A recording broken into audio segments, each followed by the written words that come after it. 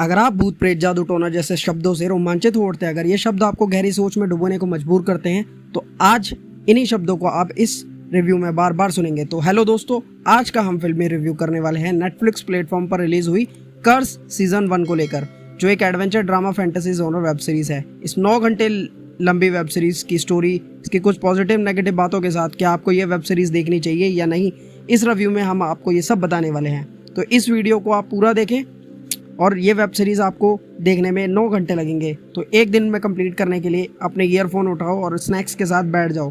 तो आइए शुरू करते हैं आज का फिल्मी रिव्यू फिल्मी बातों के साथ।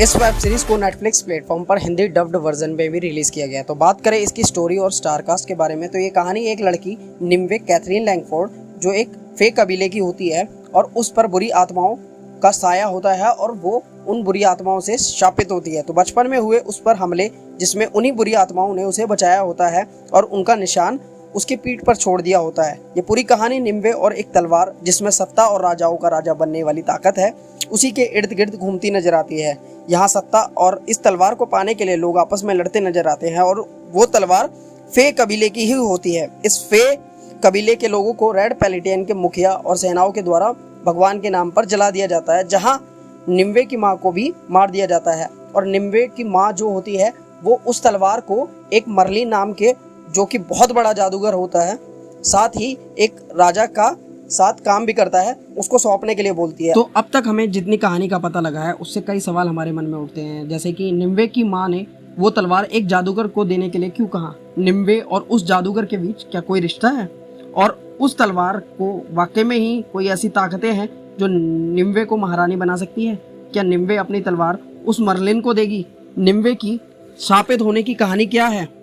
ये सारे बहुत से सवाल हमारे मन में उठते हैं और इन सवालों के जवाब सिर्फ आपको इस वेब सीरीज को देखने के बाद ही पता चलेगा, क्योंकि अगर मैंने इससे ज़्यादा बताया तो ये एक स्पॉइलर हो जाएगा और आपको इस वेब सीरीज को देखने में मज़ा बिल्कुल नहीं आएगा। तो बात करें इस वेब सीरीज की कुछ पॉजिटिव बातों के बारे में, तो पॉइंट नंबर 1 ये है, स्पेशल इफेक्ट और सीजे इफेक्ट बहुत ही बेहतरीन ढंग से दिखाए गए हैं, जो आपको पसंद आने वाले हैं। कुछ ड्रोन्स के ऐसे सीन्स दिखाए गए हैं जो सच में आपको उसी दुनिया से जोड़ देते हैं। पॉइंट नंबर 2, कैथरीन लैंगफोर्ड की एक्टिंग आपको बहुत ही पसंद आने वाली है।